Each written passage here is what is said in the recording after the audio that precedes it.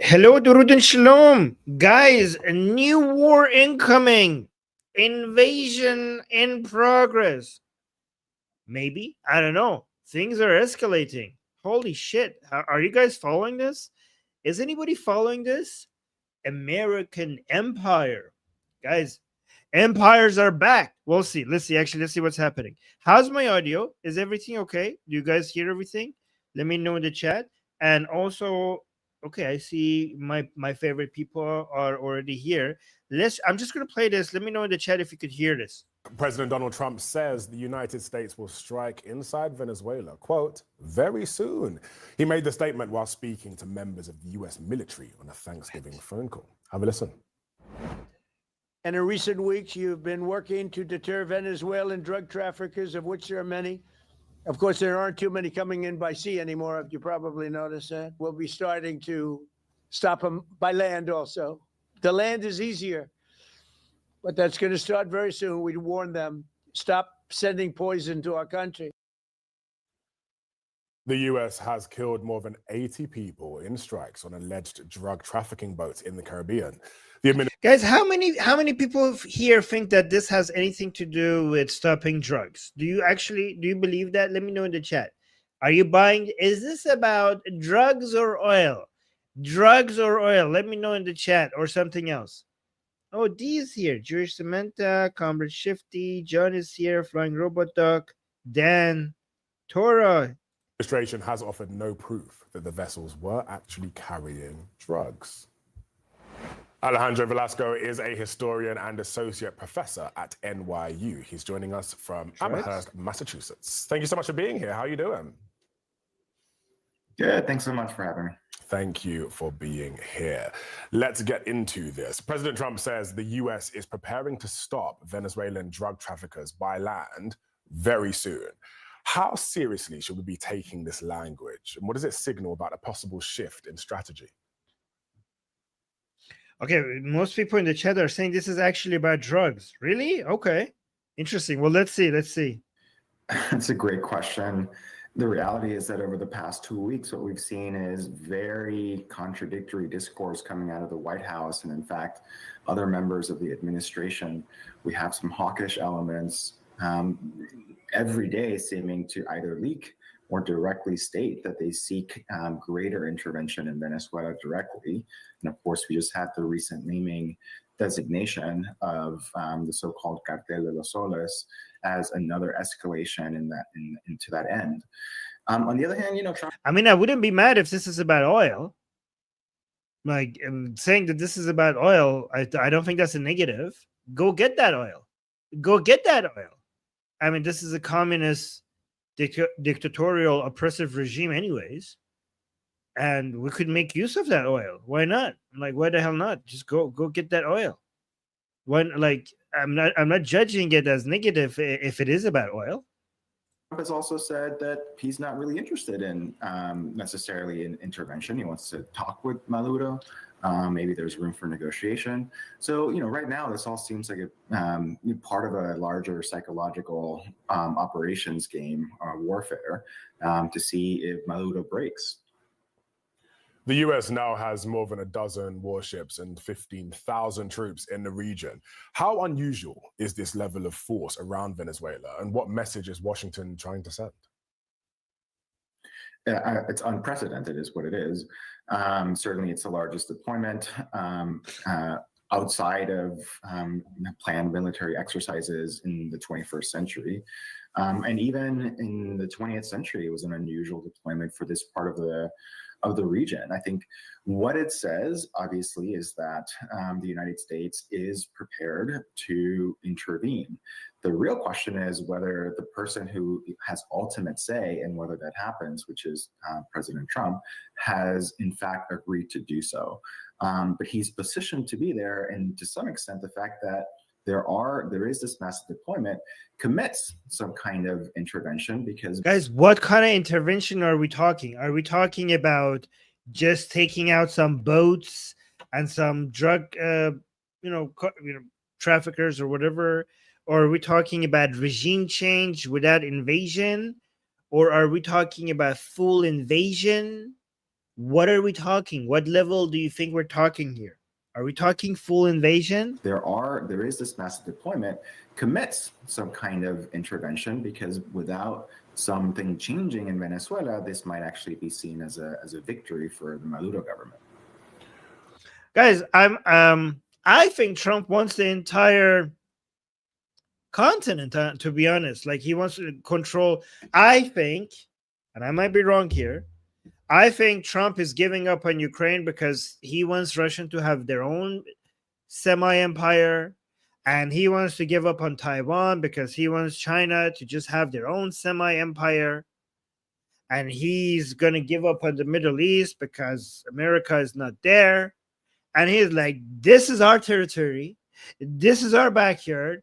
China could be an empire, Russia could be an empire, and we could be empire. That's why he wants Canada.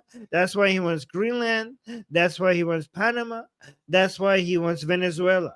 He's just like, let's just make this ours. This is like, we are powerful enough for us to be ours. I think that's how he looks at things, right? Venezuela, this might actually be seen as a victory for the Maduro government. Well, while we're talking about things changing in Venezuela, the administration here has just designated Maduro and his allies as members of a foreign terrorist organization. What does that actually mean in practical terms? There's somebody in the chat saying it's about oil and nothing else. Stay out of Venezuela. I mean, that oil is not making it into the market because of how unproductive a communist regime, an illegal, dictatorial, oppressive communist regime is. So if it is about oil, and you go into Venezuela and enrich the world market with the oil that the whole world deserves from Venezuela and the people of Venezuela deserve to sell to the world, that is a plus. The world would benefit from that. So I don't know if it is about the oil, it's actually a benefit into actually getting that oil, into the oil market more efficiently. Like, why not go get that oil? It basically gives the administration more legal leeway to take actions that might not otherwise be permissible in a context of war or pre-war, if you want to call it that.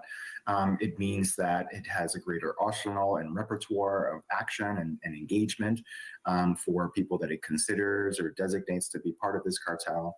It also means that it doesn't have to provide nearly as much information, either certainly to Congress, which it already hasn't provided enough information, but to the judicial system. And so it allows for a greater range of action than has been the case. Can you tell me, how are Venezuelans viewing this buildup? And what impact could Trump's comments have? Wait, what was that? That was important. I was reading the chat. I missed that part. Hold on. This was important. Leeway to take actions that might not otherwise be permissible in a context. In practical terms. Yeah. It basically gives the administration more legal leeway to take actions that might not otherwise be permissible in a context of war or pre-war, if you want to call it that. Oh, okay. It means that it has a greater arsenal and repertoire of action and engagement for people that it considers or designates to be part of this cartel. It also means that it doesn't have to provide nearly as much information either. Oh, so categorizing in them a certain way, like a terrorist group or anything, makes all of this legal. Certainly to Congress, which it already hasn't provided enough information, but to the judicial system. And so it allows for a greater range of action than has been the case.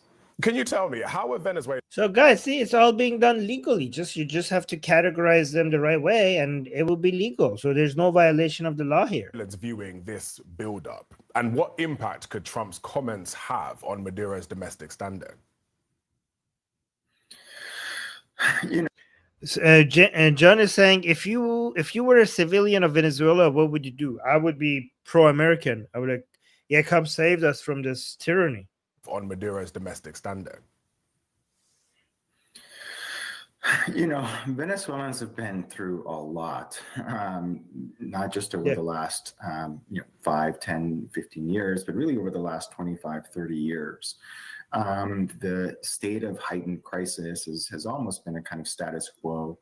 And so Venezuelans are going about their lives. Obviously, my friends and family who are there are anxious or concerned about potential actions. Some of them are moving if they feel like they're close to military targets. They're finding elsewhere to stay. But for most people, it's getting into the holiday season, and so they're trying to live their lives. But it has also had significant impact because the U.S. has also said that airlines should not fly into or in Venezuelan air territory, and so many airlines have not canceled flights, and so that's affected the plans of many Venezuelans that they had, especially for holidays, to travel. And so it's definitely an impact. Okay, we'll leave it there for now, but let's see what happens next. Thank you for breaking it down, Alejandro Velasco. Appreciate it. New this morning, President Trump says the U.S. military will start targeting alleged drug trafficking networks inside Venezuela very soon. We've almost stopped. It's about 85% stopped by sea. You probably noticed that. People aren't wanting to be delivering by sea. And we'll be starting to stop them by land also. The land is easier, but that's going to start very soon. We warn them, stop sending poison to our country. Thousands of U.S. troops and more than a dozen warships are in the Caribbean in the waters off Venezuela. You were seeing the strikes, some of those strikes that have happened. What do you guys think about these boats going boom boom without any due process or anything? Because a lot of people are saying these are a violation of I don't know what international law, that they're not going in, capturing these boats, doing some investigating, confirming that it is actually what they think it is. They're just going boom boom without any.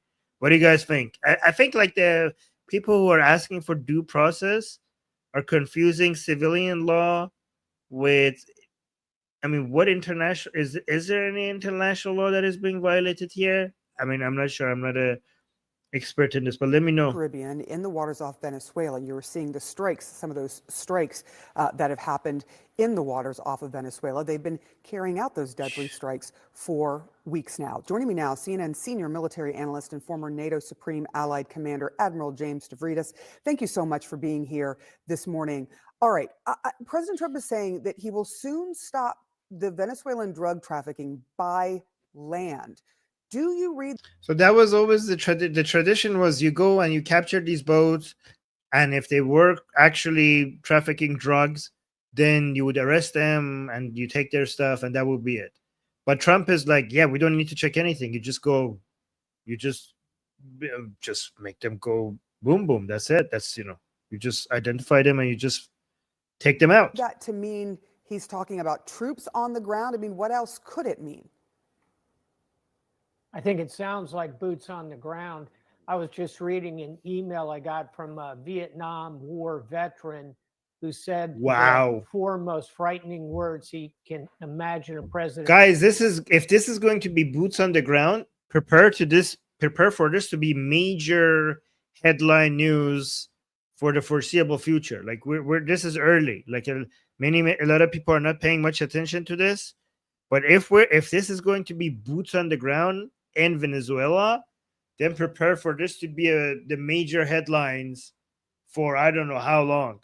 I mean, Venezuela is not easy. Like it might be easy. It's easy to take in Maduro, but then going in there, and because there's so many different cartels and different groups, and they compete with each other, and they want to fill in the power vacuum, and cleaning up that mess and bringing order to it after they take out Maduro is going to be, I don't know what's going to happen, but it's going to be very interesting to see how they're going to pull that off. That is much more difficult than just regime change. Insane. Regime change is easy. Maintaining order after regime change, that is the difficult part.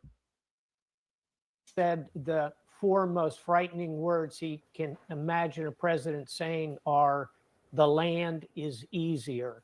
Meaning once you start putting boots on the ground, it gets a lot harder. than dropping bombs from the air or launching missiles from the sea. And I know that, having launched a lot of missiles from the sea. The danger is when you put troops ashore. So what's the president talking about? I don't know. I hope it would be very limited kind of incursions, perhaps against drug labs, maybe going after some leadership targets. I could sketch those out in greater depth, Sarah. But frankly, we need to be very cautious about anything that involves putting U.S. boots on the ground in Venezuela. I hope that Congress gets involved with this. Final thought, sometimes people look back to the 19... Guys, do you support these boats being taken out like this? Let me know in the chat. Like, what do you guys think? A lot of people are criticizing it, calling it violations of international laws. I saw you saying that you need to know more details to say, but it looks like the right move. That's a good answer. Okay, but Yab is saying yes, you support it. Okay. With this final thought, sometimes people look back to the 1980s and 90s. So 21 strikes, 22 boats destroyed, 83 people killed. Guys, how did they destroy more boats? Am I missing something? How did they destroy more boats than the strikes they took? Did they take 2 boats with... Usually the number of boats destroyed is less than the number of strikes. How is this more? Are they that good?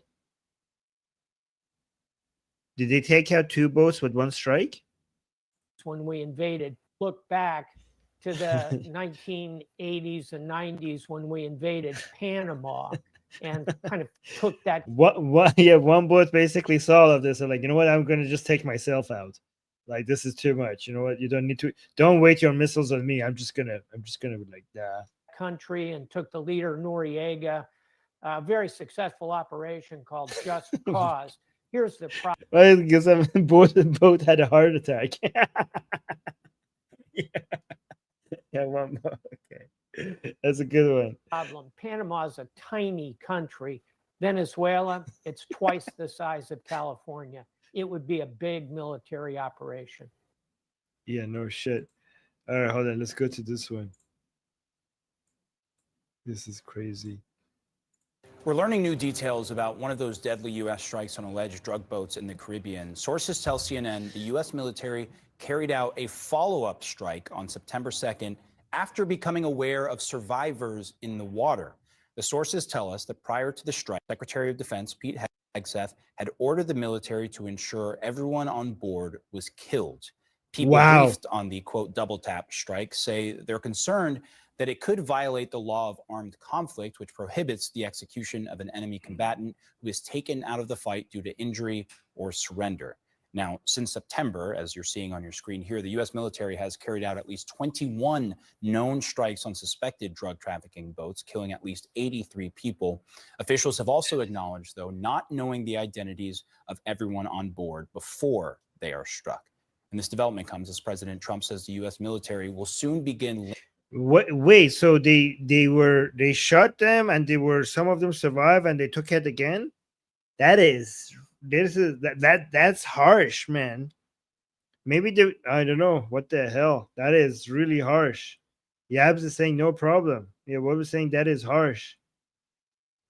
Okay, Yabs is saying you want him to swim back. Yeah, maybe that was a mercy kill. Maybe it was a mercy kill to just not let them drown or something. Oh, D is saying Trump is labeling cartels and gangs as terrorists in order to justify. What do you guys think? Yeah, I mean, are they? I mean, are they terrorists? Can they be labeled as terrorists? I mean, I'm not gonna shed a tear for these drug cartels. So if you could effectively categorize them as terrorists to be able to take them out, then why not? They are struck. And this development comes as President Trump says the U.S. military will soon begin land strikes on alleged drug trafficking networks in Venezuela. I want to bring in Beth Stanner, a CNN national security analyst and former deputy director of national intelligence. Thank you for taking the time. I just want to start with getting your reaction to the reporting we have here that double tap strikes were ordered to make sure everybody on board was killed. Right. If this is true, yeah, it's really shocking. Yeah. You know, I was thinking about this in the context of Ukraine. And right now, Russian soldiers are being accused of war crimes, and their cases in the International Court of Justice because they're killing prisoners, Ukrainian armed combatants who are prisoners, and they're killing them instead of, keeping them as prisoners. So, I mean, here we have an example of an actual war and war crimes accusation. So here, what does this do, in terms of U.S. moral authority? I mean, I don't know. Does it actually violate any international laws and moral authority? What do you mean? Like, I mean, at the end of the day, all of these international law exists because of the U.S. military backing it. So if it doesn't serve the interest of America, America could just decide not to back it, right? So the people who are setting up the rules, I mean, the rules are not really rules unless somebody is enforcing them. And when it comes to international law, the main body that is enforcing them is the United States. So the United States could easily just decide that these rules don't really apply to me. I mean, yeah. What does this do, in terms of U.S. moral authority? There's reporting. I mean, moral authority. Who cares about moral authority? What people are talking about is if this is a violation of international law, and if it is, should we care? Because would the consequences be greater than the benefits? Because if you're talking about moral authority, at the end of the day, we're killing members of drug cartels. So I mean, if your moral system is utilitarianism, then the benefits outweigh the costs. We have less people bringing drugs to America and poisoning people. So, from a moral perspective, we're good. We're good. So there's two different things. Either from a moral perspective, if you want to judge it, taking out people who are poisoning your society, the benefit from it outweighs the cost. So on morality, you're good if you believe in utilitarianism. On a legal perspective, then if the international law is being violated, what are the consequences of that to the United States? And does the United States get more benefit from violating these laws than the cost? And if it does, then the United States can afford to violate these laws. They can afford it because they're the ones who actually said it. This week of Israel, of IDF soldiers killing Palestinian prisoners, Hamas prisoners. How can we go to Israel and say, like, you shouldn't have done that? Or Russia? Yeah. Because of the size of your military. Like if we have done that, how could we go and tell Russia and Israel? It's not.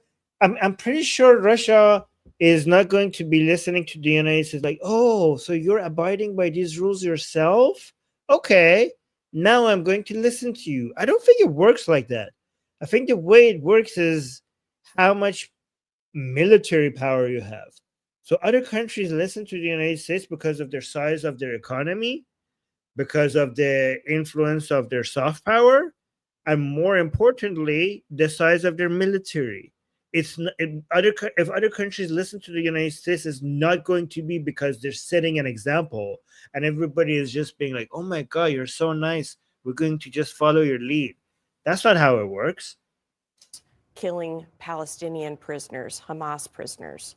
How can we? Wait, what? Hamas prisoners? Yeah, that's a false. Yeah, exactly. John is saying that's false equivalency. Hamas prisoners are bad. Ukrainian prisoners are not bad. Drug cartels are bad. Exactly. Okay, this lady is an idiot. There's reporting this week of Israel, of IDF soldiers killing Palestinian prisoners, Hamas prisoners. Yeah, Hamas, good. Why Hamas prisoners? You shouldn't even have Hamas prisoners. You should be executing every single one of them. They're terrorists. You should, if they're Hamas, then they should be executed. So yeah, why do you even have Hamas prisoners? IDF soldiers killing Palestinian prisoners, Hamas prisoners?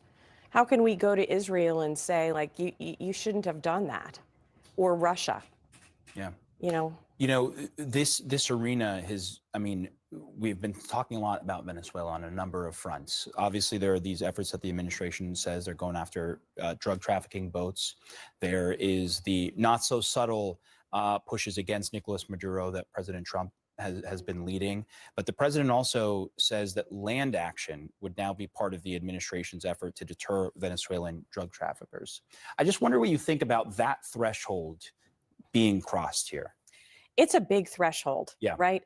I mean, right now we're in international waters, but when you're talking about strikes in a sovereign country against, you know, I mean, these are drug. With a government that shouldn't be sovereign, with a government that has stolen the sovereignty from its people. Okay, so a sovereign country, you mean a country with a government that has taken the sovereignty away from the people against their wishes. So you should mention that. Traffickers, bad people, you know, but it is still in another country, and so there usually has to be a justification, and there is a process for that. You can get authorization for use of military force from Congress that helps on that, but there's an entire international legal system too, and that's what people are worried about. You know, kind of. Who gives a okay, there's an international legal system. Who gives a shit? Look at the size of my fucking military. What are you going to do about it? Kind of in this context of your entire legal system rests upon how much as a like if the United States as a country will support them.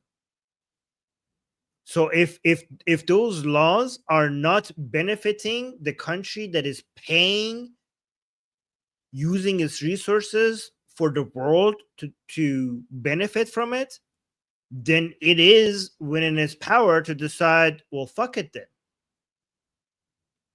And that's what people are worried about, you know, kind of in this context of the video that the Democratic senators put out recently about defying illegal orders, and the question about whether people who are conducting them could be subject to, you know, being prosecuted. Yeah. So I think that there's a lot involved here. I do wonder, though, whether President Trump actually will do it, or whether we're. So here, John is saying that sounds like might makes right. I don't agree. Liberalism makes right, and U.S. is liberal. Liberalism liberalism is not right just because we say it is. Liberalism or classical liberal values provide you with, because what is right or wrong, that is not something that has been came to us by God, and it's not written within nature. At the end of the day, the decision of what is right or what is wrong is decided upon people. And if your people are powerful enough, then they will decide what is right and what is wrong. So it is if you are interested in maximizing well-being in society, you want power to belong. At the end of the day, might does decide what is right. That is reality, because nothing else does decide that. The heavens don't decide that, and nature doesn't decide that either. Might decides what is right. Right is not something that has been is not something that you discover. It's something that you decide. Okay, it's a man-made concept. Okay, and if we care about maximizing well-being for the highest amount of people, then we want the power to belong to the people, to the highest number of people. Because if might decides what is right, then the people should have the might. The people should have the power, and that's what liberalism does. Liberalism takes the power from government and puts it in the hands of people. And liberalism is a framework in which you will become the most powerful compared to other people with other methods, and with that power, then you could decide what is right. That is how it works. Just kind of in this game of chicken. I was thinking about this because he has this quote that he said in another context about, you know, waiting until the very last minute to make a decision about conducting such an activity. If you say might, Jewish scientists say might does not make right. Might does not make right. Nothing makes right. Right is not something that is innate within nature. Right is a man-made concept, and you guys could decide what right is. And if you have enough power, then you get to decide. I mean, if that's not how right is decided, then you tell me how it is decided. You tell me how it is decided. And then once you come up with any other answer, tell me how you're going to make that decision be the thing that other people abide by, unless you have power. Very last minute to make a decision about conducting such an activity because, you know, in war, things change. That's the quote. And so, you know, sometimes. Okay, here, let me address it. Tora saying Armin thinks truth is subjective. I disagree. You're completely no. When did I say truth is what is right and wrong? When did I say truth is subjective? Why are you putting words in my mouth? Never once did I say truth is subjective. Truth is completely objective. But what humans decide is right and wrong is different from saying what is true. Right and wrong and truth are not the same thing. You guys are misunderstanding you don't have the right definition for these words. Yeah, it's okay.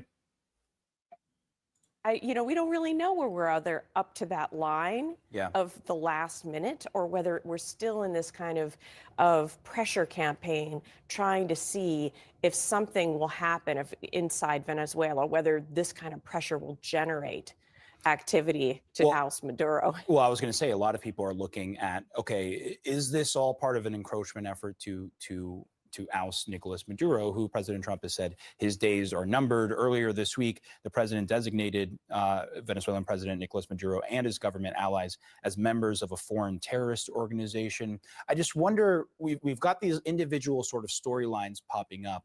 What do you see as the bigger picture here? Is the bigger picture to try and get Maduro out of office? I mean, I think sure. I think, you know, Lindsey Graham has said as much, very close to the president. I think that that's where we are. But I don't think that necessarily means that he's willing to use military force directly in terms of trying to do that, whether to snatch him or to kill him. So, you know, again, I think we're going to be in this ratcheting up.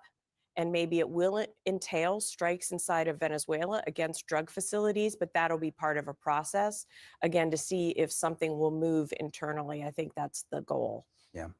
Beth Sanner, always appreciate your insight, especially on a story like this. Thanks for being here. Thanks, Omar. Of course. US President Donald Trump appears to be preparing for a new phase of military action against Venezuela that includes taking action on land. Wow. In recent weeks, you've been working to deter Venezuelan drug traffickers, of which there are many. Of course, there aren't too many coming in by sea anymore. People aren't wanting to be delivering by sea. And we'll be starting to stop them by land also. The land is easier, but that's going to start very soon. Well, that's announced. Guys, let me know in the chat if you want to see, like, would you like to see United States doing regime change in Venezuela? Is that something you support, or is that something you're against? What side are you on in this? Let me know in the chat. It happened just hours after the US sent more military firepower to the region, and Secretary of Defense Pete Hegseth paid a visit to the United States' largest aircraft carrier, which was recently moved to Latin America. Patrol, or whether it's in our nation's hemisphere, out at sea, interdicting cartels, defending the American people. We are grateful for you. You know, me as an Iranian, I actually I'm very biased about this because Venezuela really works very closely with the Islamic Republic, and they support the Islamic Republic, which is, you know, oppresses the Iranian people. So a lot of us Iranians are would love to see Maduro fall because of how much support they have for the Islamic Republic. We are grateful for you. Maduro's message at a military parade on Thursday. For the last 17 weeks, foreign imperialist forces have been continuously threatening to alter the peace in the Caribbean, in South America, and in Venezuela, under false pretenses and extravagant arguments that no one believes. CNN Stefano Pozzebon is joining me now live. So, Stefano, this Yes, with a potato. announcement from Trump appears that he's made a decision on his next plan of action. What's the reaction been like from Venezuela to this? Yeah, well, I think that Nicolas Maduro's words yesterday, as he was commemorating a failed coup from his predecessor, the late President Hugo Chavez. But again, it was just an occasion for him to portray himself in a position of strength. It's not a coincidence that he was speaking to armed forces, members of the armed military, and especially wearing a green uniform. Well, we've been here before. We've been here for the last 17 weeks. I think that there is inside Venezuela a sense of fatigue around all of these military buildup from the United States that never arrives to the actual critical point. Donald Trump might say that conducting operations on the land, which we understand, we intend to believe that that would mean inside Venezuelan territory. Well, Donald Trump might say that that would be easier.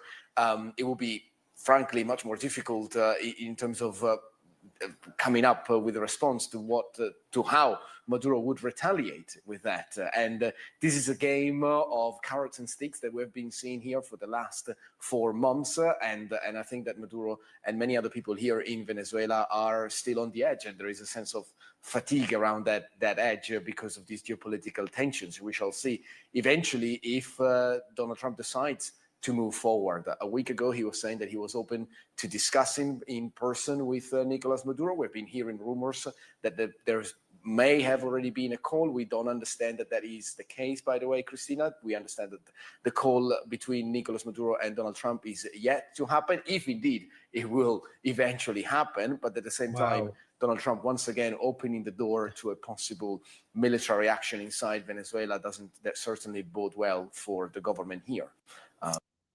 Interesting. That is actually very humiliating because Maduro is trying to give so much, offering so much to Trump to back off, and it's not working. It's not working. Let me see if what I want to do is actually look at this analysis because this is pretty cool. Here, let's actually watch this one first. Hold on. A senior U.S. official said this week that the United States is about to go into Venezuela, quote, for the American oil companies, end quote. Now, I don't know if that's the best message. So at least some American politicians are actually saying that this is for the oil. Look, they're actually admitting that. A senior U.S. official said this week that the United States is about to go into Venezuela, quote, for the American oil companies.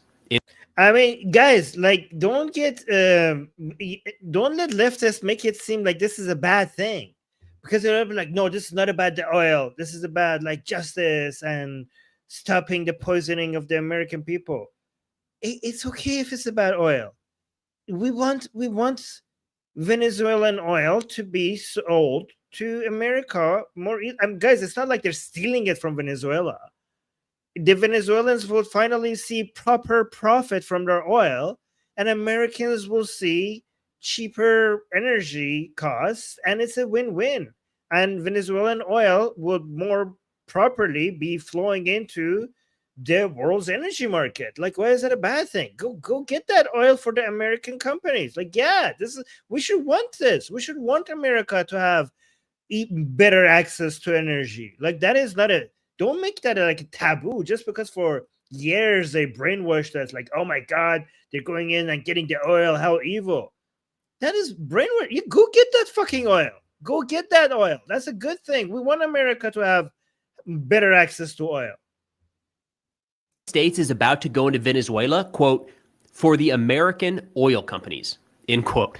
Now, I don't know if that's the best messaging to try to sell the American people on a new war, especially as new polls show that 70% are opposed to military action in Venezuela. But like it or not, that train may have already left the station with a new terrorist designation this week, and Reuters now reporting that covert operations could begin in the coming days. So let's dive into what we... Somebody's saying, Armin, respectfully, that's called imperialism. Not if you're buying the oil. It's imperialism if you go in and you're like, oh, okay, this is ours now, and there's nothing you could do. If you go in there, okay, so you're saying, so you don't know what imperialism means. You're saying, Armin, respectfully, that's called imperialism. No, it's not, because imperialism is basically ruling against a group of people against their interests from somewhere else. If you go to, you know who's ruling on Venezuelans against their interests? Maduro. If you remove Maduro and then you have a government that is actually a reflection of what the people want in Venezuela, and then Venezuelans are now easily can sell their oil to United States, and United States is paying for that oil, that is not imperialism, sir. That is not imperialism at all. Yeah, that's called nationalism. Exactly. That's called that is the very opposite of imperialism, because that's nationalism, which is basically the force against imperialism.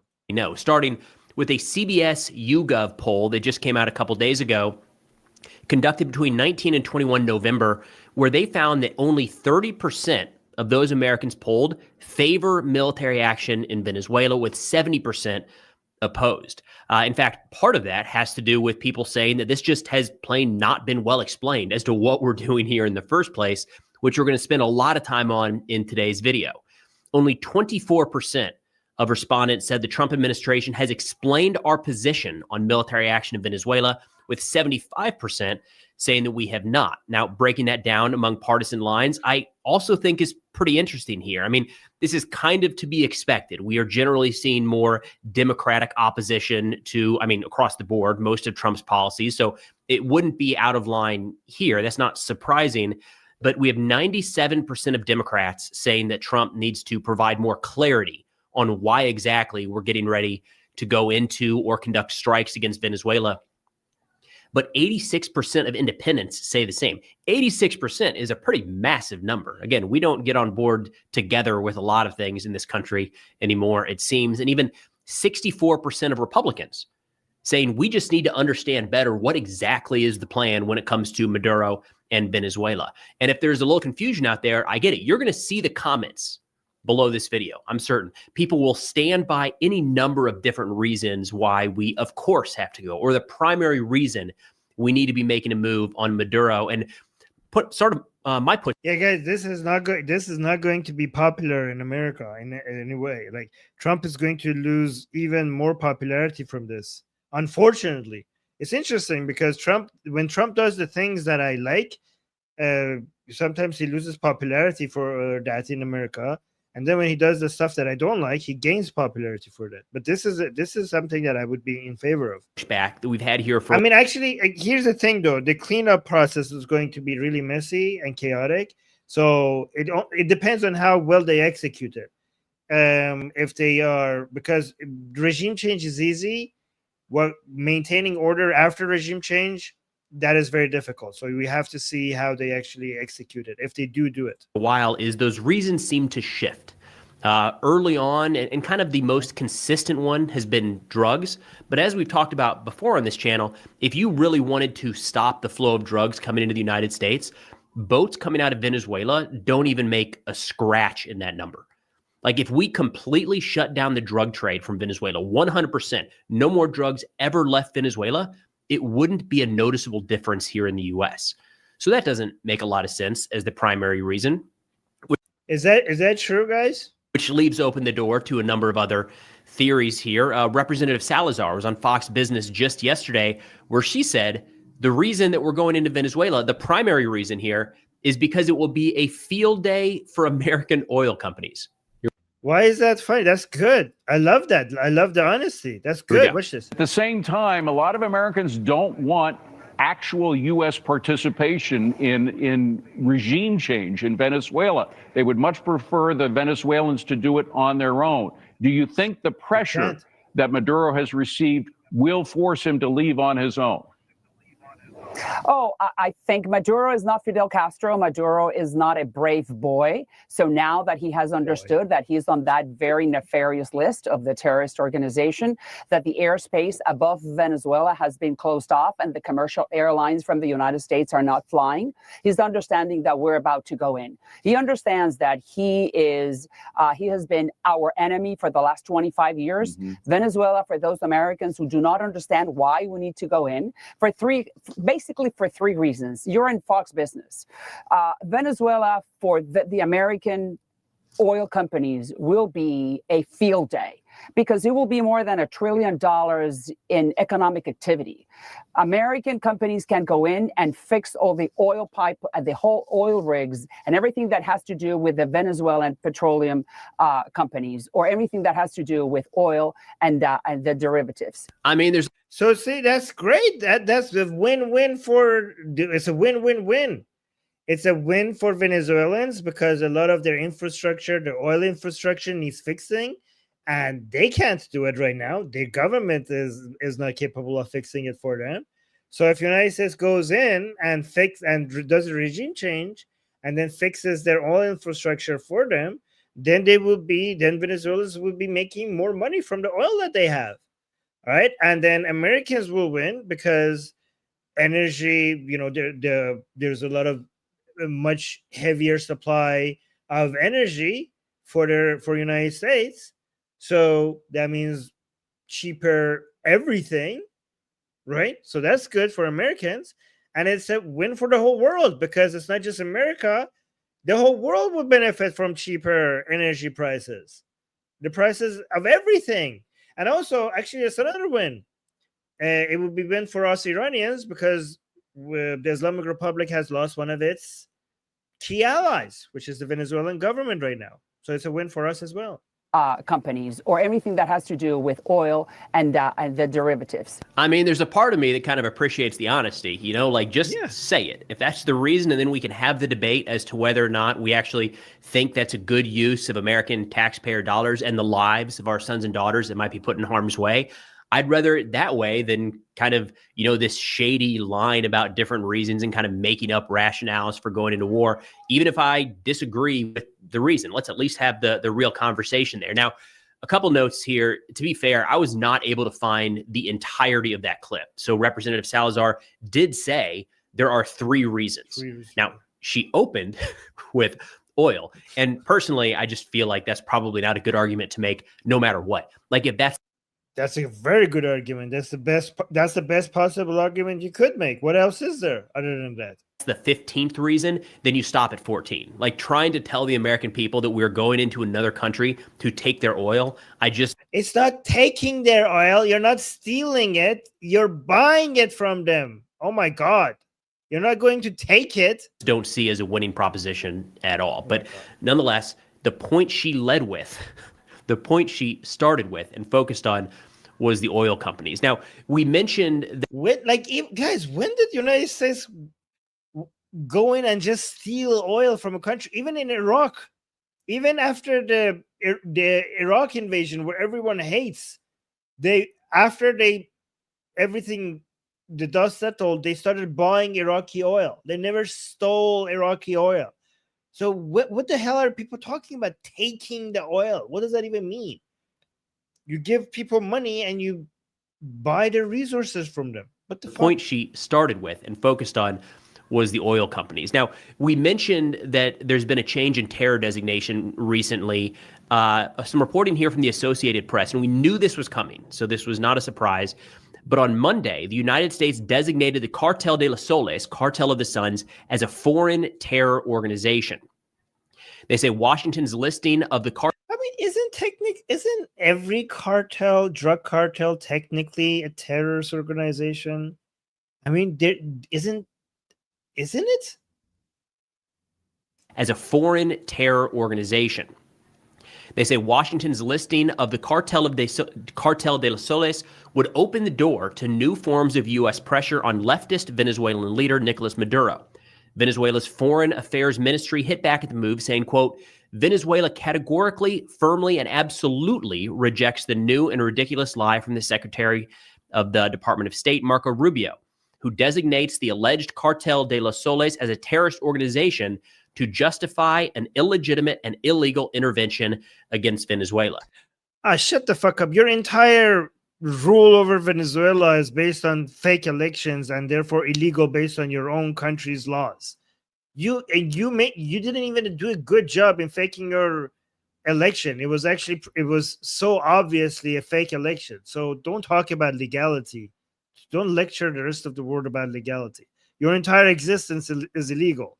Now, the reason for that, in fact, your rule over Venezuela is so illegal that anybody coming out and removing you from power, it would be actually an enforcement of the law. Legitimate and illegal intervention against Venezuela. Now, the reason for that change has widely been viewed as just that. It opens up more possibilities for us to go after Maduro himself. The previous cartel that we were going after down there, Trinidad, right? That's the one that we've heard a lot about in the news recently. They no doubt have had some connections to the Maduro regime, and to a degree, their operations have been facilitated by the Venezuelan government. But from the start, when we have claimed that Maduro is the head of a narco-terrorist trafficking organization, that organization has been the Cartel of the Suns. So what we've done is shifted from, kind of focusing on cartels that operate in Venezuela to the cartel that we say is actually run by Maduro himself. So you can see how all of a sudden that may put Maduro in the U.S. crosshairs directly. Now, the article went on to explain exactly who this group is. They say the Cartel of the Suns refers to the sun-like symbols that are emblazoned on the uniforms of members of the Venezuelan armed forces. Venezuelans began using the term in the 1990s to refer to members of the military who had become involved with the illicit drug trade near Venezuela's border with Colombia. While overseeing drug missions, they were supposed to infiltrate and disrupt. So straight up corruption. They say as corruption expanded across Venezuela, first under the late President Chavez and then under Maduro, the term's use expanded to implicate the highest ranking members of Venezuela's military, members of the police, and government officials. Okay, so basically they're all involved in the drug cartel. Like it is like the link is there. So more than most, this designation is a little bit squishy in the sense that the Cartel of the Suns is, in a sense, kind of a slang term to refer to the Maduro regime and the corruption within it that is associated with the drug trade. So I'm not sure if we really back this out, if we get a terrorism expert, especially focused in South America, or maybe a cartel expert. We should get some of those guys back on here soon. I'm not sure if they would necessarily refer to the Cartel of the Suns as a legitimate cartel as much as just like the naming of a group of people, if that makes sense. But either way, this designation has opened the door, or at least we're viewing it as opening the door for an increase in military operations or maybe covert operations against Maduro. Here in that same interview, we have Representative Salazar saying just that. Now that this regime has been designated, we can go in. So starting at midnight tonight, Nicolas Maduro and his gang is officially a terrorist organization.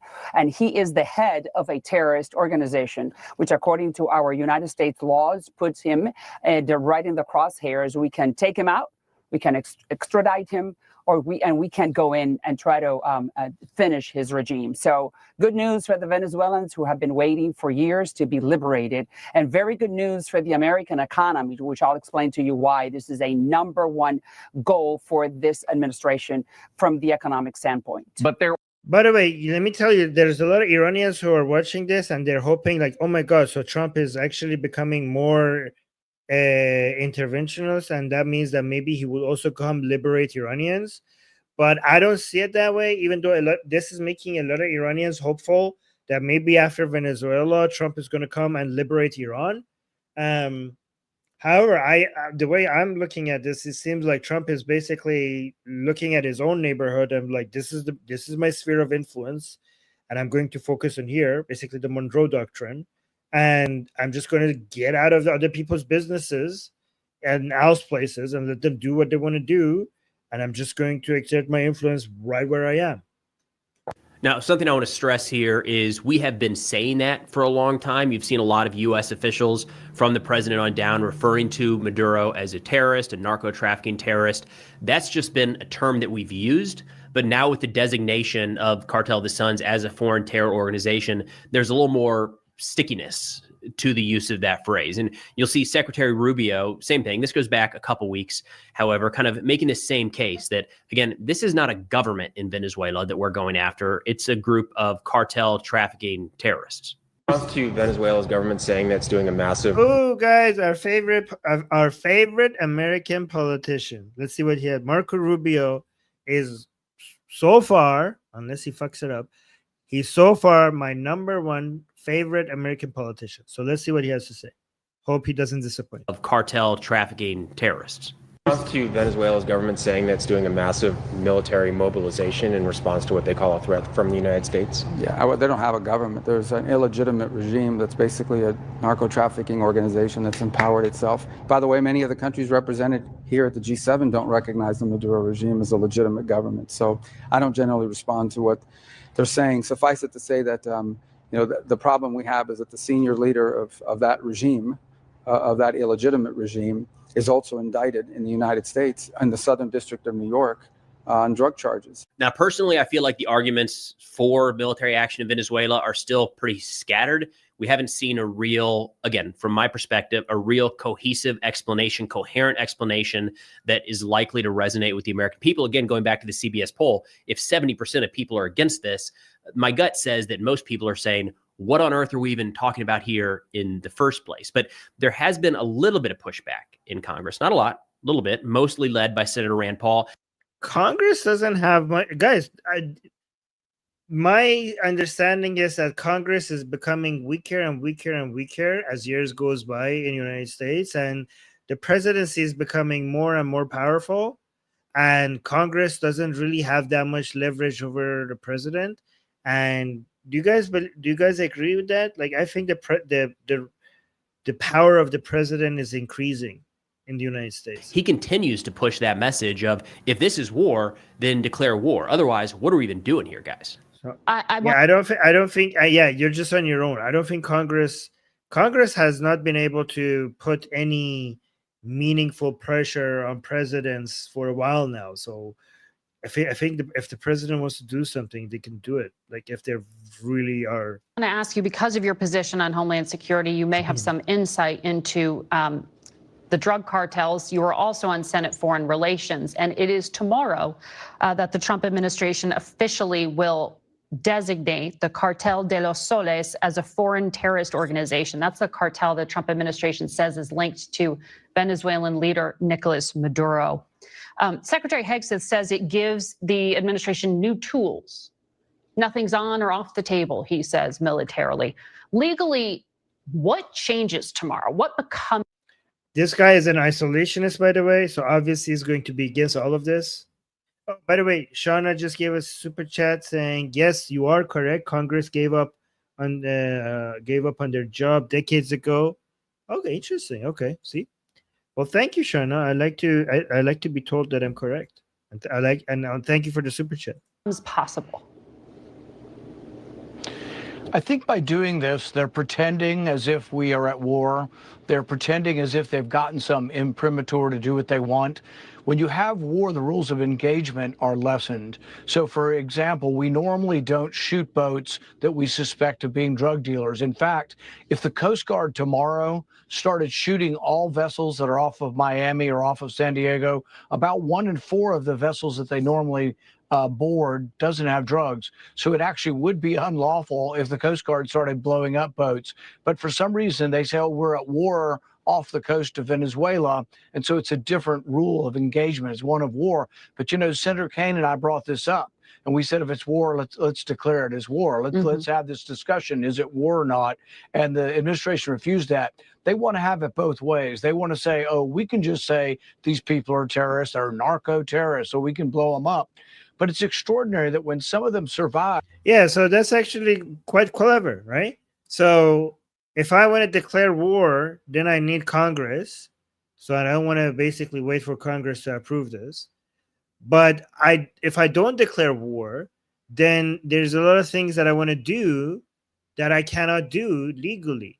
So how do we get the best of both worlds? We'll categorize them as a terrorist group. So now there's a lot of things they could do that is now legal without declaring war. So it's actually pretty clever. You've just found a legal way to fuck these people up. They pluck them out of the water. They don't prosecute them for drugs. They don't collect drugs. They don't tell us if they were armed or not. They just send them back to their country, most of the time not being Venezuela. They've sent one back to Colombia and one back to Ecuador, but nobody's making any pretense of even interviewing them to find out who's selling you the drugs. Maybe we could find out who the kingpins are if they're involved in the drug trade. Not a word. And I've been given zero, not one briefing, because I'm skeptical of what they're doing. They don't brief me or the General Senate at all. A few hand-selected people may have gotten a briefing, but I have not been invited to any briefings on Venezuela. Well, because you stand against everything they want to do. I've gotten a briefing, but I have not been invited to any briefings on Venezuela. Why would they give you ammunition to go on media and talk against them? Like, why would they invite you? Now, of course, you can see how we are kind of moving into what could be considered a next phase here with the designation of the Cartel of the Suns as a foreign terror organization. We have the airspace shut down over Venezuela for a period of time, and of course, the movement of additional military assets, U.S. military assets, to the Caribbean. Reuters just a few days ago reported that the United States is poised to launch a new phase of Venezuela-related operations in the coming days, 4 U.S. officials told Reuters, as the Trump administration escalates pressure on President Nicolas Maduro's government.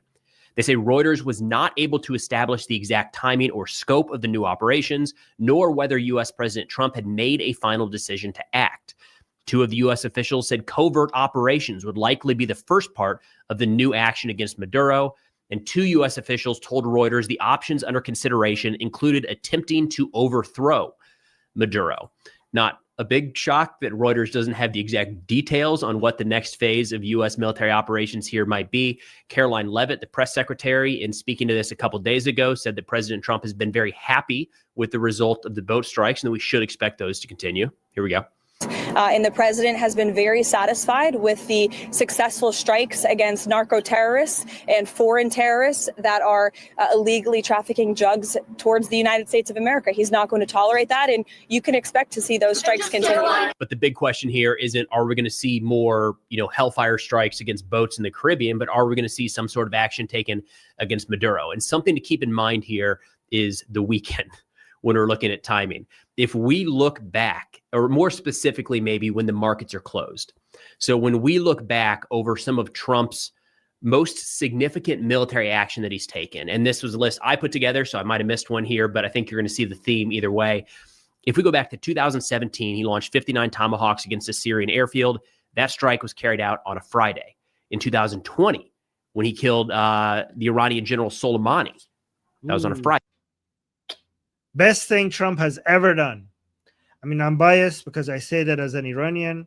The best thing, this is the main thing that we Iranians love him for, is the killing of Qasem Soleimani. Thank you, Trump, for that. 2020, when he killed the Iranian General Soleimani. That was on a Friday. In 2025, the first strike against the Houthis. Remember, there was a long gap after the last strike the Biden administration carried out and the first one carried out by Trump. So it's not like this was just a big picture. It was kind of a continuation of operations, but it wasn't expected. I guess I should say that was on a Friday. The Iran nuclear facilities hit on a Saturday. Now, the one exception here was the cartel boat strikes. The very first one occurred on a Wednesday.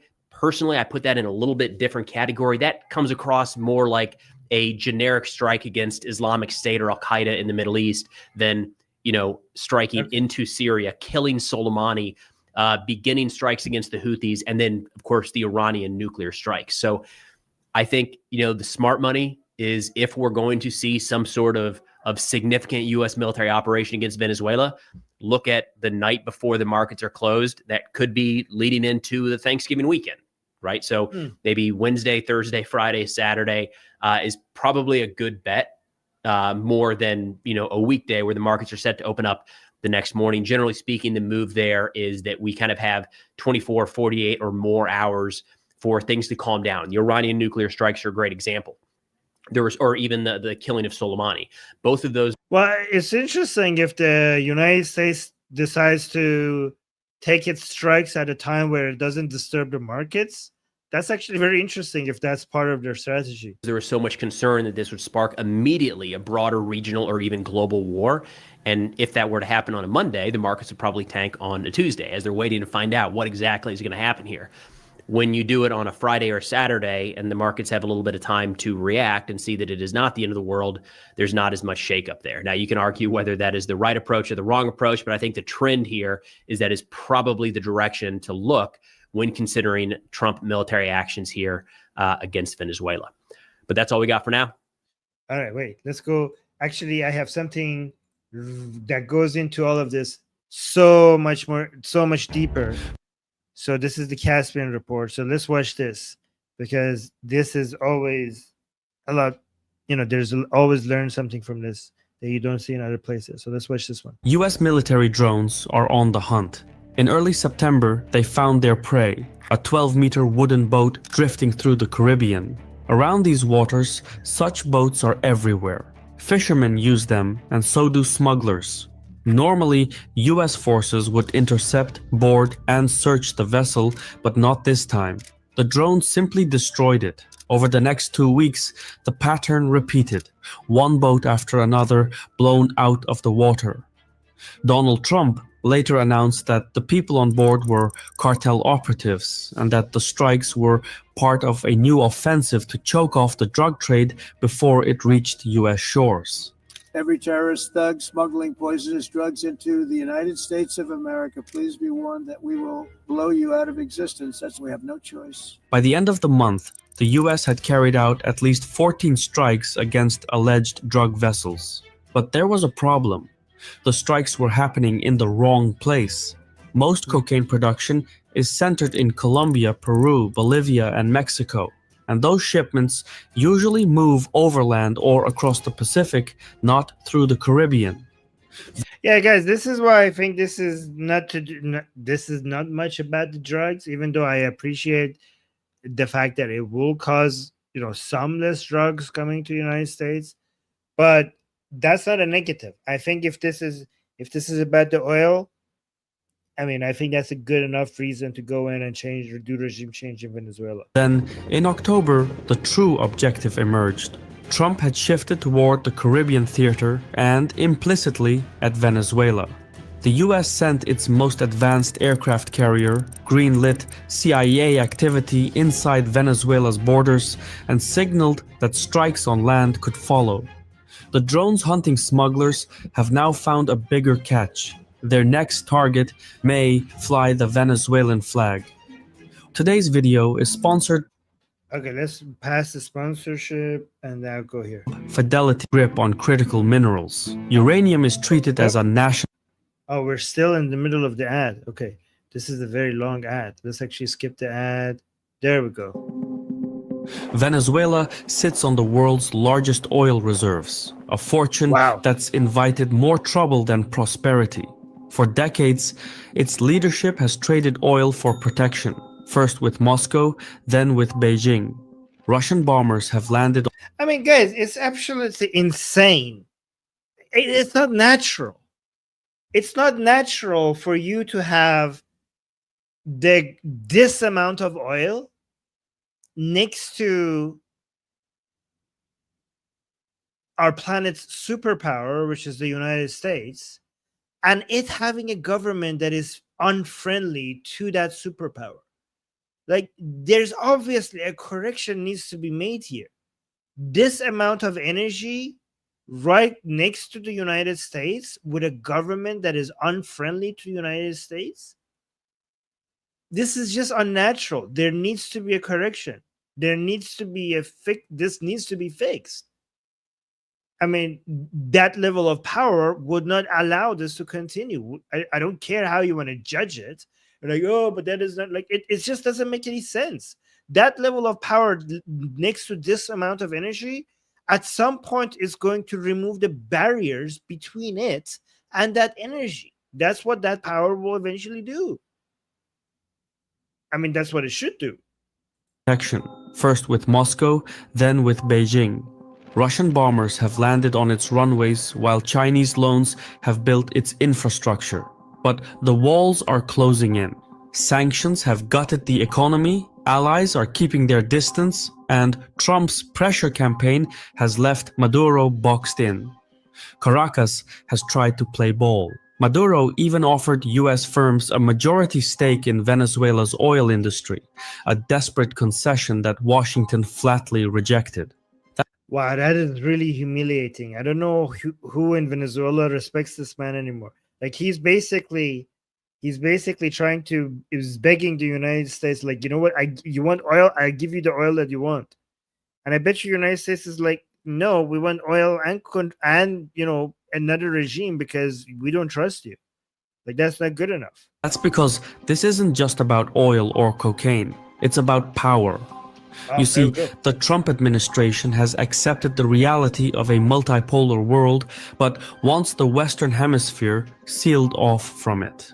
Under the Monroe Doctrine, South America is supposed to remain America's domain, not a playground for Russian arms or Chinese capital. Exactly. This is the Monroe Doctrine. This is what the fuck is China and Russia doing in my territory, supporting people who are unfriendly to me. This is the understanding that we will back off meddling in China's affairs. You know, maybe they will even sacrifice Taiwan. I'm not very sure about this. They're sacrificing Ukraine. They might sacrifice Taiwan. I don't know if they were going to do that or not, but they're just backing off. And they're like, you back off my neighborhood, get off my lawn. You get off my lawn, I get off your lawn. Right? This is, I think, the deal. This is why we're seeing that Ukraine is being betrayed by America. Ukraine is being sold to Russia right now. And the peace agreement that Trump is pushing for is something that Russia really likes. Because, like, just leave my area to me and I leave your area to you. That seems to be what they're trying to do here. America's domain, not a playground for Russian arms or Chinese capital. Yeah, this is the Monroe Doctrine. Listen to this one more time. It's very key to understand their philosophy. Sealed off from it. Under the Monroe Doctrine, South America is supposed to remain America's domain, not a playground for Russian arms or Chinese capital. And so, Trump wants to make an example out of Venezuela, a demonstration of what happens when a government in America's backyard flirts too closely with Moscow or Beijing.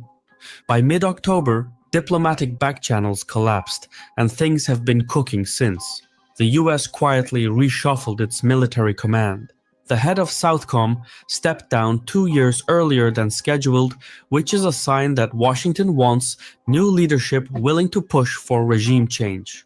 Soon after came the muscle. Guys, this is good. If this is true, if they are pushing for regime change, this is going to prepare for this to become half of news headlines for a very long time.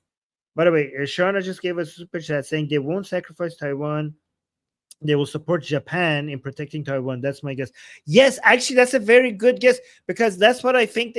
Because if they are pulling out, they're not going to just pull out. They want Israel to just take care of their area there. Like they want to, like, we're gonna pull out. You guys deal with this mess yourself. And they want to. United States wants to pull out. They just want, like, you know what, we will support our allies, and if our allies want to do these things. So, for example, with Ukraine, like, we're not going to directly support Ukraine anymore, but we will sell our weapons to Europe, and if Europe wants to give that to Ukraine, we'll then go ahead and do that, right? And when it comes to Taiwan, it's like we're not going to go to war with China over Taiwan, but we will just continue supporting, like, Japan and Australia, and sell them our weapons. And if they want to, protect that neighborhood, then they could go ahead and do that. And then it's the same thing with the Middle East. Like, America's like, we don't want to be involved in the Middle East, but we would just continue selling weapons to Israel. And if Israel wants to just, police their own neighborhood, then they could do that. We will just keep selling weapons to Israel. But so our allies around there, if they want to do these, we wish them the best. We will give them the best weapons, but it's their business.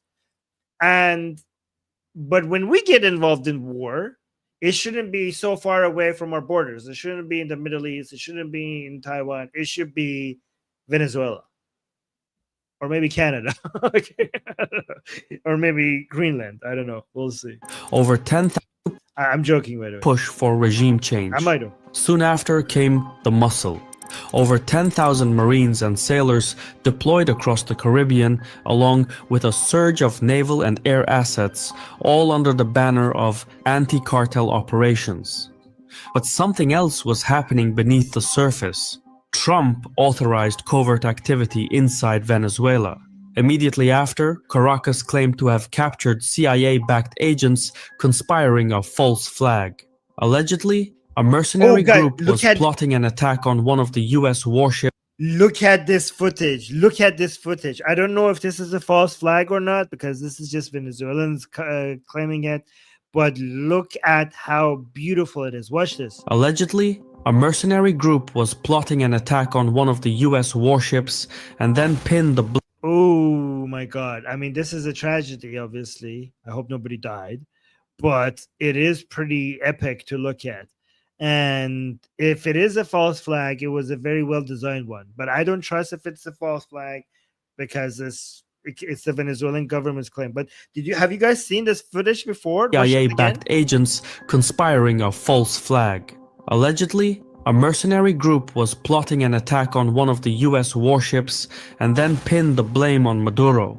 Doing so would have...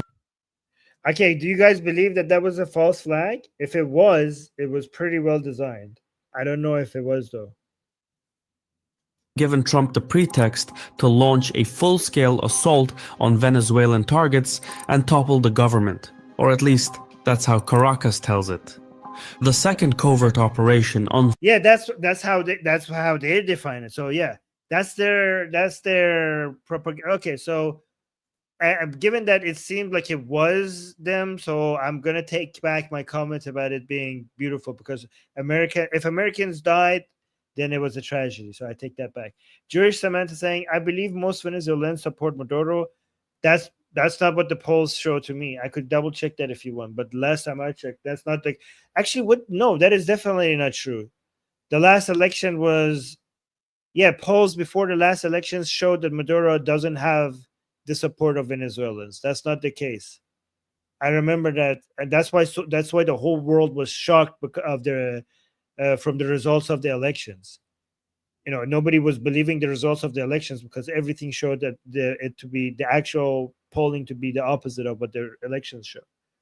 And then we got another super chat here. Let me work this. I have no problems taking drug traffickers out. However, no more regime change. I don't want Iran Contra 2.0 since CIA is still running drugs. I mean, the Iran Contra 2.0 was not a bad... The Iran Contra was not about regime change. The Iran Contra, okay. And since CIA is still running drug... So, I mean, why wouldn't you want regime change? Why no more regime change? You had so many... I mean, Iran Contra is not a good example of what you're talking about. Why not regime change? You know, you guys don't remember the whole world was saved from doing a regime change in Germany and in Japan. So why not do it again? Like, actually, it has been very effective before. I mean, I think the examples people bring up when they're afraid of regime change is Iraq and Afghanistan. But those are not the only examples. We have Panama, we have Japan, we have Germany, and those worked out very well. So why would you be against why would you be against regime change, given that you have some really good examples of regime change done right with really good results? Unfolded a week later. That's how Caracas tells it. The second covert operation unfolded a week later. The FBI allegedly tried to bribe Maduro's personal pilot to reroute his plane mid-flight to... Oh, guys, look at this story. This is like a Hollywood, spy movie. Look at this. This actually happened. Watch Second this. Covert operation unfolded a week later. The FBI allegedly tried to bribe Maduro's personal pilot to reroute his plane mid-flight to a place where US authorities could apprehend the Venezuelan president. In exchange, the pilot would collect the $50 million bounty on Maduro's head. It sounds like something out of a Cold War spy thriller, and it's the kind of stunt that once helped Washington snatch cartel kingpins in Mexico. This time, however, it failed. The pilot refused, and the plan came crashing down. But failure has a way of changing tactics. If phase 1 is fought... Okay, guys, even though this was a failure, it shows that these people are very determined. This story shows that America is really set on doing a regime change in Venezuela right now. They're like really set on, and I don't know how successful this is. I mean, removing Maduro should be easy, but again, I don't know what the plan is for what comes after, because there's a lot of gangs and cartels in Venezuela. It's not like, I mean, we wish the Venezuelan people the best, and hopefully they could come up with a way where they could elect the government that they want, and sovereignty will go back to the people. However, it's not that easy given how much powerful drug cartels are there, and how many gangs are there, and how much they are going to want to maintain some of the power, even without Maduro. That is going to be, I don't know what their plan for that is. Okay, Sean is saying, literally, Americans can only think in terms of World War II or Iraq, and they just scream everything is either one of those. Yeah, okay, yeah. You need to know, yeah. So, yeah, we need to be more of, it's more of a spectrum. You're right, than either one of those. Panama is a good example. Panama is close there. I mean, Panama is a good example of regime change by America that worked out very well. However, some people are going to say Panama, I mean, it's close to Venezuela. There's a lot of similarities with Venezuela, but the difference is that Venezuela is so much bigger. So, and that's what makes it more complicated. So, yeah. In the shadows, phase 2 may soon unfold in daylight. The US has massed the biggest naval force in the Caribbean since the Cuban Missile Crisis. Roughly a tenth of its navy now lurks. Guys, look at all of this American might. Doesn't that? Oh my God. The US. Look at this. These are godlike powers floating on the sea like that. You know, these are when you. I don't know if you're American and if you see this and you don't feel like a sense of pride and power. I don't know what you're doing. Like these are very impressive. Has massed the biggest naval force in the Caribbean since the Cuban Missile Crisis. Roughly a tenth of its navy now lurks off Venezuela's coast, including the Gerald R. Ford aircraft carrier. Wow, guys, look at that. Is that not sexy? Does that not demonstrate power and military might in a way that no other country can? Holy shit. Look at that. This is what proper values and methods produces. This is what being on the right side of history produces. The only way that you could demonstrate this much power is if you really are doing things right. Your methods and your values must be the right one if this is what you have to show for it. Let me see. We got another super chat saying, of course I support regime change within. I don't support regime change from the outside, whether it's the US, Russia, Iran, or big corporations. Well, why not? What's wrong with regime change from outside? Like, you're saying that. I'm hearing you say that, but I'm not hearing you giving any reasons for it. What if the people can't do regime change? Like, what is the fundamental, is there a law that says that regime change from outside is bad and from inside is good? Like, what is there something written within the fabric of the universe that makes all regime change from outside a bad thing? I mean, wasn't the defeat of the Nazis was regime change from outside? Are you against taking down the Nazis? Were you going to be, based on your principle, You should have been one of those people who said, like, let's just leave Hitler alone. If the Germans want a regime change, they should just do it themselves. You would have been one of those people who would just be like, let's just like, this. You would have been against even freeing France because the new regime was the Nazi regime, and you would have been against liberating France. You would have been on the wrong side of history, sir or madam. Which can field more than 75 warplanes. At the same time, Washington is dusting off Cold War infrastructure. Former naval and air bases are being rebuilt, and civilian airports in Puerto Rico and the US Virgin Islands are being upgraded. Both territories sit roughly 800 kilometers from Venezuela and could serve as springboards for operations on the mainland. Satellite imagery shows Reaper drones parked on the tarmac in Puerto Rico, while new shelters are lined up along the runways to increase housing capacity. Open source intel also points to refurbished taxiways at the former Roosevelt Roads military base. These upgrades... Guys, look at this. They're getting ready for something big. What are they getting ready for? Would allow US aircraft to stage, refuel, and sustain continuous sorties. Admittedly, some of these assets could be employed in anti-cartel operations, as US officials argue. But F-35s and B-52s have been spotted on the ground in Puerto Rico, and that sort of firepower isn't for chasing cartel boats. That's regime change material. Venezuela stands little chance against the arsenal parked off its shores. On paper, its military looks big, but it's mostly theatrics. Years of corruption have turned it into a political prop rather than a fighting force. It has Russian-made Su-30s and a few aging F-16s, but most of these aircraft are grounded, stripped for parts, or barely airworthy. Maintenance Pathetic. is also poor, supply lines are thin, and the Air Force that looks impressive in parades would crumble in a real fight. Moscow has made gestures of support. Its cargo planes have touched down in Caracas, advisors have appeared on the ground, and there are quiet reports of Wagner fighters moving in. For the Kremlin, Venezuela is leverage, a way to needle the White House for backing Ukraine. But Russia's resources are stretched thinly, and whatever it sends won't be enough to change the outcome.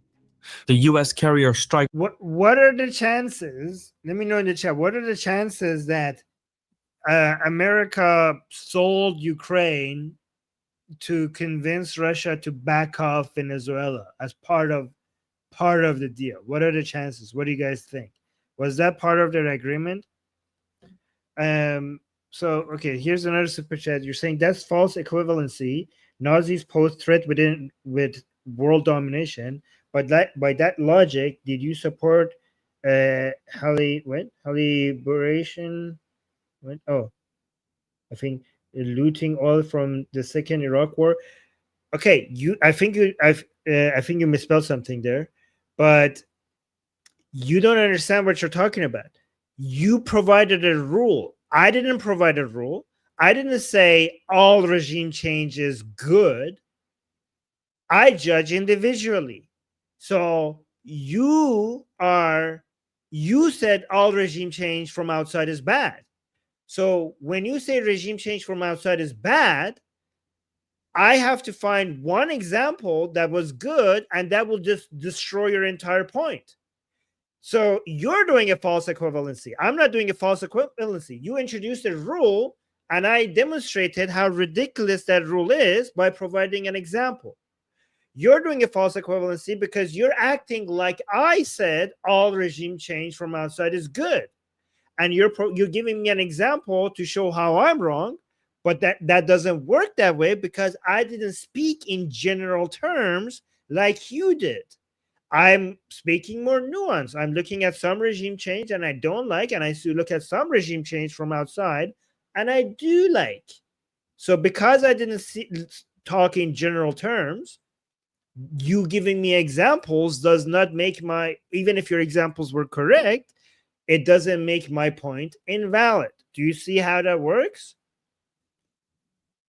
All right. So, and we got another super chat saying Japan. Yeah, regime change in Japan was a really good idea. It worked out very well, and it became a U.S. ally, a major U.S. ally. So let's continue. A group parked outside could wipe out Venezuela's defenses in a matter of days, if not hours. But Washington doesn't need, and probably won't, rush to occupy Caracas. The play is likely slower and quieter. Hit airstrips, torch smuggling routes, and let pressure build. When needed, special forces slip in and drones handle the rest. Every strike would bleed the Maduro government methodically without ever calling it war. Of course, this is speculative, and besides, the real question isn't how the conflict would start, it's what comes after. Toppling Maduro may be the... This is what I said. Toppling Maduro is easy. What comes after is the difficult part. How the conflict would start, it's what comes after. Toppling Maduro may be the easy part. Filling the vacuum is harder, and that vacuum is armed to the teeth. Chavez spent years flooding the... So yeah, so for example, I'm not necessarily supporting this regime change. I would support it if it's done properly, right? So I'm actually making my support of regime change in Venezuela conditional based on how well they could clean up the mess after. So even now, I don't know if that's why I was skeptical from the beginning. Like, I would like to see regime change in Venezuela. If they can do it right, yes, I like to see it even from outside. That vacuum is armed to the teeth. Chavez spent years flooding the streets with AK-47s, first importing them, then building a factory to make more. No one knows the real number, but estimated figures suggest up to 500,000 rifles in the hands of gangs and militias loyal to the government. So yes, America could bomb and forget and make quick work of Venezuela. But what comes next wouldn't be as straightforward. If the Maduro government were to collapse, the guns won't disappear, they'll just change hands. Factions, gangs, and warlords would tear into each other to claim what's left. It would be a bloodbath. You know, it's actually a very good strategy to just give a whole bunch of people a lot of guns so that you could show to your people and foreign powers that if you do want to do a regime change in my country, it's going to be messy. You know, just it is pretty strategic. Okay, we got another super chat saying, let me clarify, limited circumstances with regime change can be good. Okay, good thing you recognize that. However, history shows most of them were about CIA and corporations profiting from it. However, how is that a contradiction? Corporations profiting from it makes the regime change better. What are you against? First of all, I don't know what you mean about CIA profiting from it. CIA is not a for-profit institution, but corporations profiting from it, that's a good thing. You do realize that profits are a good thing. It basically is good for your economy. Like, corporations profiting is that's what you get. That's what you need to improve your economy. Like, what else is it? How do you think the economy works? The economy grows when corporations profit. So why are you against corporations profiting? I don't understand. Are you a commie? Are you anti-profit? Are you anti-money? Are you anti-wealth generation? So why is there a however in between? However, history shows do you understand when companies make money, that means people are getting paid. That means goods are being produced. That means services are being, there's more goods and services. Basically, it means more wealth. That means less poverty. That means more economic growth. Why are you anti-profit? Are you a commie? Are you a commie?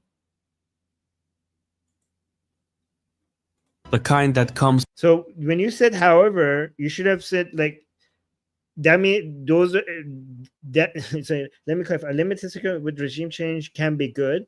However, history shows most of them were about CIA and corporations profiting from it. Corporations profiting from a regime change makes a regime change better. That's my answer.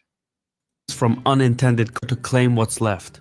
It would be a bloodbath, the kind that comes from unintended consequences. After all, power doesn't make one wise, just louder when wrong. Yeah, but people who are wise get more powerful. They get more powerful. Well, let me actually see. Guys, if it's not from profits, then how would you judge? Then how would you judge a successful regime change? Like how else would you? Because if you're like, if we are going to judge, for example, if regime change was good for the people that just had the regime change, what do you want to see for that to be a successful regime change? You want them to prosper, right? You want stability, peace, and prosperity. Well, how would you see all of that? You see that by more economic activity. So you see that by more businesses making money. You see that in the form of profits. That's how you see that. Regime change is good for a country when corporations are making more profit, because business activity is a sign of more stability and more growth and more freedom and more prosperity. Exactly the whole point of regime change.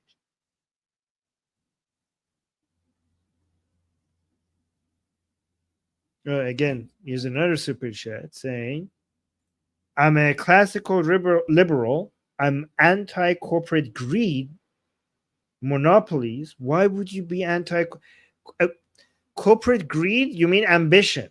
You mean corporations are supposed to want to make more money? What is the point of a corporation if not a desire to show profit?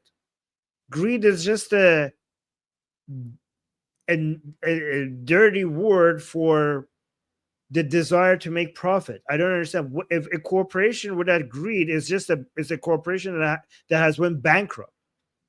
And yeah, I'm against monopolies as well, as a classical liberal myself. I think you don't understand what classical liberalism means, because classical liberalism, as if you really believe in the values of classical liberalism, it includes the Adam Smith's Wealth of Nations, with the understanding that we need systems that if anybody just acts out of their own self-interest, the whole society will prosper as long as you have some limited rules there.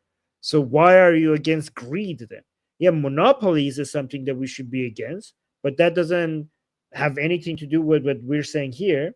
There's a difference between capitalism, plutocracy, and yeah, it's true, but none of that negates anything that we said here so far. So let's continue. What's happening near Venezuela? We have seen the US administration going after drug boats, they say. We've seen more than, 80 people killed. And if it is about drugs, do you think that Colombia could be at risk here? No, lo que está detrás es lo mismo que está detrás. All right, I'm not gonna do this because this guy doesn't speak English, and I'm not about to read the entire translation. But anyways, here's his entire point. He's saying Colombian president says oil, not drugs, is at the heart of U.S. pressure on Venezuela. Well, good. Let's go get that oil. And again, as I mentioned before, that's not a bad thing to go after. And this has nothing to do with monopolies. I'm pretty sure there's many American corporations and Venezuelan corporations that will benefit from this, not just one company. So this has nothing to do with monopolies. This has everything to do with the well-being of the highest number of people. And if Venezuela's government falls, if the people of Venezuela get to choose their own state and that represents them, then this is a win for Venezuela. It's a win for the United States. It's a win for Iran, and it's a win for the entire world. But those are a lot of ifs. Again, United States has a lot of firepower, and they know how to do regime change very effectively. but it takes much more than military might to be able to maintain order after you take down a regime. And that is a thing that not even America can manage very effectively, because it's a lot more complicated. So if they somehow manage to repeat what they have done in Panama, Japan, and Germany, then this will be a win-win-win for the whole world. Wait, so let me see. All right, so we got a super chat saying, isn't this not just imperialism with liberalism? Well, imperialism, okay, so here's the thing. Imperialism implies that you have a central government that is enforcing its own laws upon a people that have not selected you, okay, and you are not allowing them to choose their own politicians, choose their own representatives, choose their own destiny, and they're not sovereign. The people of that area, you haven't given sovereignty to the people of that area. So for example, you could be in Rome, right, and then you have Jerusalem, and you're coming up with rules for Jerusalem as the Roman Empire, and the people in Jerusalem don't have much, and the people in Jerusalem have not selected you. They have no power over you. They don't have a say in what the laws are, and they do not determine their own destiny. Okay, so that would be imperialism of Rome over Jerusalem, for example, right? But if this is not imperialism, if you go to Venezuela and you remove a government that the people there have not elected, have not chosen, do not want, if you remove that, and then the people there become sovereign, you give sovereignty to the people for them to select their own representatives, their own government, their own destiny, and their own friendly relation with you as a country, with America, then that is not imperialism. That, in fact, is the very definition of nationalism. And nationalism is anti-imperial. Nationalism is anti-imperialism. So no, this is not imperialism. If it's the exact opposite, actually. Jewish Science saying the people did elect this government. No, they did not. That election was proven to be fraud. The Venezuelan people did not choose this government. That election has proven to be completely made up. It was so obvious that it was made up. They actually didn't at all do a good job in hiding it. Oh, okay. So Amir is reminding me that we have to go for a group chat. Let me actually put the link. Guys, we're going to go in our group chat and discuss these things over there. So let me just put the link to our group chat for anybody who wants to join us. Guys, test the link, see if it's working. We did get another super chat, so let me read that as well. So hold on, let me see. Saying, what's the super chat saying? Isn't that the history of United States put puppet governments around the world? Okay, so United States historically has sometimes done that, especially during the Cold War. Those are governments that United States has put in place to fight the communist interest, and many of those puppet governments have been forced upon people without the people them choosing it. That has been the case before, especially during the Cold War. But that's not what's happening here, because so it would be a puppet government if the United States is backing a government without the say of the people in that area. That would be the puppet. And yes, you're right. The United States historically has done that. Honestly, even though it was not good for the people there overall, historically, I still think that was the right move, because at that point, the priority was to defeat communism, right? So even though that might have not been fair to the people there, because it was important to win the Cold War against communism, the benefits from that outweighed the cost, and it worked. The West won the Cold War, so that was not cool to the people there, but the benefits outweighed the cause. So overall, the right thing to do. But this is not the same as that. This is not the same as that, because if Maduro is removed from as the ruler of Venezuela, then what I think United States is attempting to do, because Venezuelans are actually America friendly, right? What America is going to try to do, I don't know if they're going to succeed, is to just let the people of Venezuela to choose their own representatives, and so that would not be a puppet government. Link works. Okay, so thank you. You guys check the link. Thank you, guys. Thank you for letting me the link was. Okay, so let's just go to our group chat and just again, guys, this is our this is our politics discussion group. The link is also in the description. We're just going to go over there and talk about this and other things, all things politics in our discussion group. We have a group call. Everybody could open their mic and speak and give us their opinions. So if you disagree with me, come there and tell me why I'm wrong. Okay, I would like to hear what you have to say. All right, guys. Don't forget to like. Don't forget to follow this channel, Atheist Republic on YouTube. This was fun. I enjoy hanging out with you guys. We'll do this same time tomorrow. All right, same time tomorrow. Bye. Mwah.